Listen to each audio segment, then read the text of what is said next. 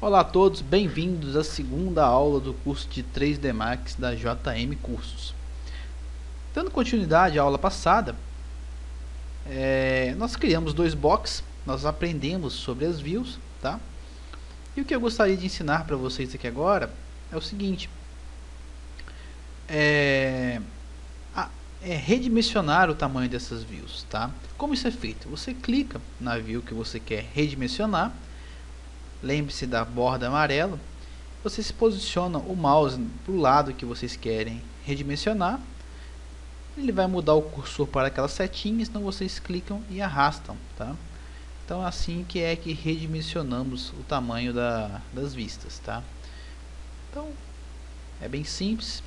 Uma outra opção que vocês têm é aqui no canto, tá?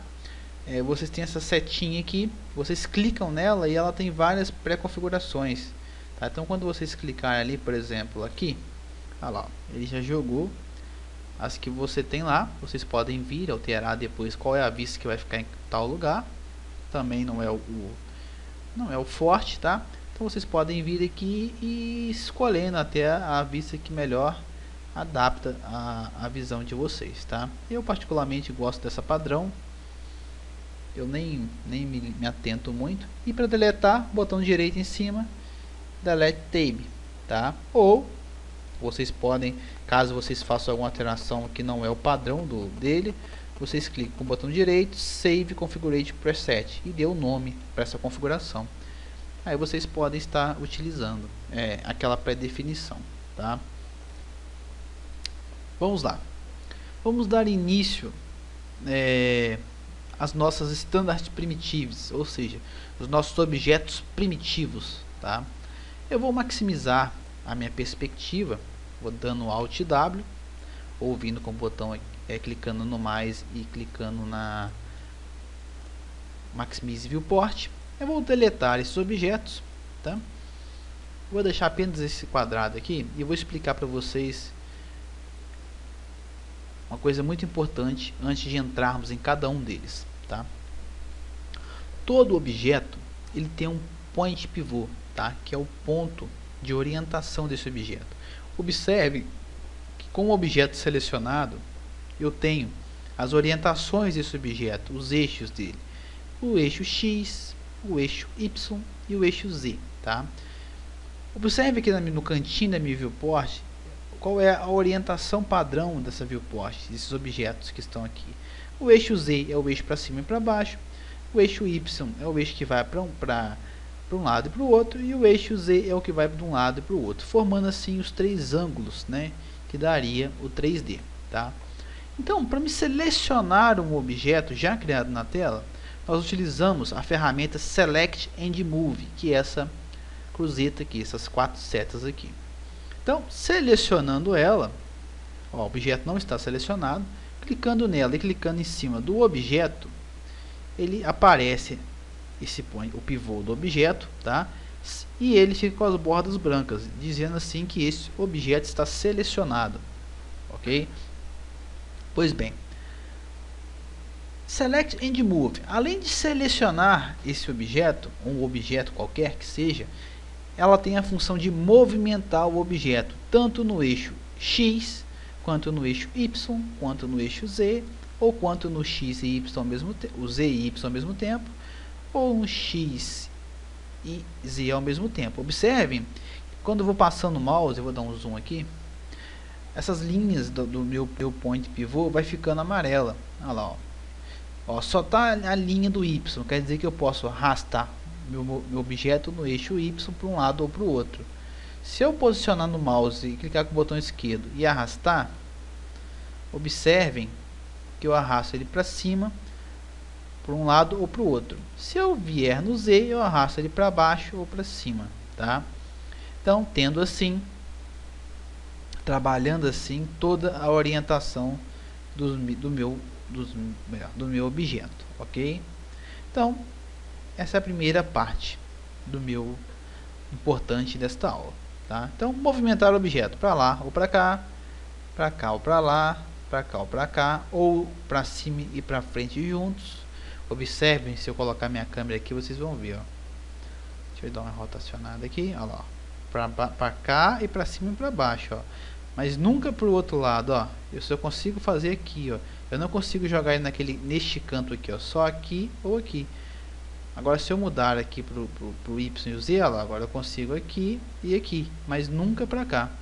E se eu quiser nos quatro juntos, eu clico nesse quadrinho que tem entre eles, aí sim, ó, eu arrasto ele para todos os lados que eu queira, tá? Observando um detalhe, quando eu arrasto um objeto ou clico, eu movimento ele para um lado para o outro, aqui embaixo nós temos a movimentação dele em X, Y e Z, tá? Olha lá, ó, tá vendo? Como é que vai mudando lá. No meu caso aqui, eu estou trabalhando com a unidade de medida metros, tá? Só que isso é bem invariante. Isso depende do tipo de projeto que você vai estar trabalhando, tá? Se você for construir uma peça real que é muito pequena, um colar, alguma coisa desse tipo, você não vai trabalhar com metros. Geralmente você vai trabalhar com centímetros ou até mesmo milímetros, para ficar bem fiel ao objeto. Oh, não, eu vou trabalhar com a maquete eletrônica, eu vou construir um quarto, uma cozinha ou uma casa inteira.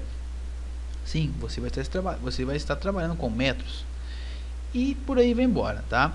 Como é que eu faço para alterar o tipo de unidade que eu vou estar trabalhando no meu 3D Max? Nós vamos acessar o menu Customize e Unit Setup. Clicando aqui, ele vai abrir essa caixa, tá? Esse menu. E aqui, ó, nós temos o Display Unit Scale, ou seja, a escala que nós vamos estar trabalhando. Dentro de Metric, nós temos milímetros, centímetros, metros e quilômetros, tá? Nós podemos trabalhar com esse e nós podemos trabalhar com unidades americanas também, que são os decimal inches, que são os inches, ok? E alguma outra customizada, tá? Que é conversão, por exemplo, aqui, ó, vamos supor, em milhas. Então, eu vou dizer que um FL é igual a tanto. Então, isso aqui não é... Geralmente, a gente não se trabalha com essas e essas. Sim, em uma das métricas, que é milímetros, centímetros, metros ou quilômetros. Pode deixar em metros mesmo, sem problema. Pode dar OK. Então, é aqui que nós selecionamos o tipo de unidade que vamos trabalhar no nosso 3D Max. Então, eu vou rotacionar aqui. Eu vou aprender agora a segunda principal e importante ferramenta, que é a Select and Rotate. Como a Select and Move, a Select and Rotate também seleciona o objeto. Observe que quando eu posiciono ela, com ela selecionada, o mouse em cima de um objeto, ele vira uma cruzinha, tá? Ou seja, aquilo está me dizendo que isso aqui é um objeto que eu posso selecionar. Então, se eu clicar, observe que o objeto também está selecionado, ele está com as bordas brancas. Porém, aqui, em vez de abrir aquele point pivô, que é igual esse camarada aqui, ele abriu uma órbita, né, um orbit de rotação, tá?